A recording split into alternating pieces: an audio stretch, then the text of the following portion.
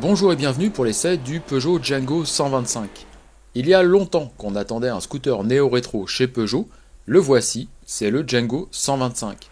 Un nom sympathique mais qui est une pure invention, ne cherchez pas dans le passé. Le Django a un jonc chromé qui sépare la partie haute de la partie basse de la carrosserie en plastique. Il y a 4 niveaux de finition, le nôtre est un évasion avec un coloris Biton et ses accessoires comme le porte-paquet à l'avant. Les principaux traits sont son habillage qui descend sur l'arrière, le petit feu à LED, les grandes poignées pour se tenir et une large selle. L'avant laisse nettement apparaître les pneus à flanc blanc et comme sur les anciens, la colonne de direction se détache nettement dans le tablier. Tout en haut, le phare rond est surmonté d'une petite casquette en alu et d'un petit pare-brise qui ne protège pas beaucoup, mais c'est mieux que rien. Dans l'esprit d'antan, de nombreux chromes sont présents. Les poignées au guidon sont de type ballon, le plancher est plat avec ses caoutchoucs antidérapants et l'accès aux vide-poche, qui sont verrouillés à clé, se fait par 2 petites portes. Mais le Django a aussi de sérieux atouts modernes et pratiques. Tout d'abord, le coffre, sous la selle du Django, accueille sans souci un casque jet, même mon intégral, et il reste de la place pour d'autres petites affaires. Le vide-poche droit a un petit logement pour maintenir son smartphone pendant qu'il se recharge sur la prise 12 volts de série. Le tableau de bord parfaitement lisible affiche simultanément l'heure, la température ambiante et la jauge de carburant. Détail important, un astucieux petit renfoncement à la base du tablier accueille le bout des pieds pour ne pas avoir les jambes trop pliées. Enfin, un kick est là pour démarrer même avec une batterie à plat, comme avant.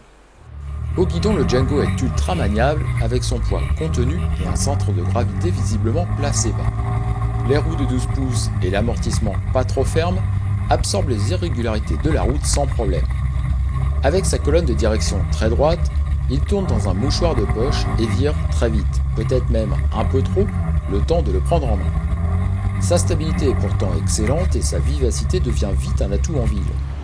Pour animer son Django, Peugeot fait confiance à un monocylindre de 125 cm3, refroidi par air et fabriqué par SIM.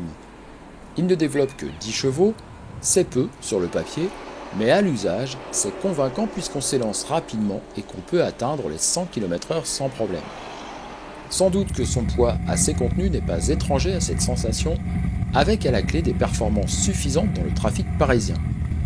Le bon point est à mettre au crédit du freinage couplé, certes sans ABS, mais très efficace.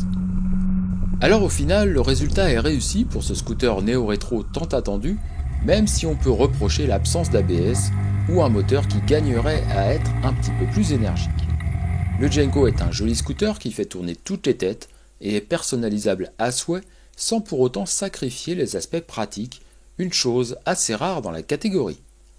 Certains lui reprochent sa carrosserie en plastique, mais elle a l'avantage d'être légère et de ne pas le pénaliser dans ses performances. Alors le Django est disponible en 4 niveaux de finition, héritage à 2 999 €, mais sans le freinage couplé pour lui, le sport à 3 299 € avec une selle monoplace, l'évasion, celui qu'on a actuellement, à 3 299 € également, et l'allure à 3 499 €, donc 200 € de plus, avec un top case inclus. Alors on peut hésiter avec 2 scooters issus de la gamme Vespa avec le moteur 3 soupapes, le LX 125 à partir de 3 549 € et un petit peu plus cher, le Sprint 125 à 3 999 € avec son phare carré.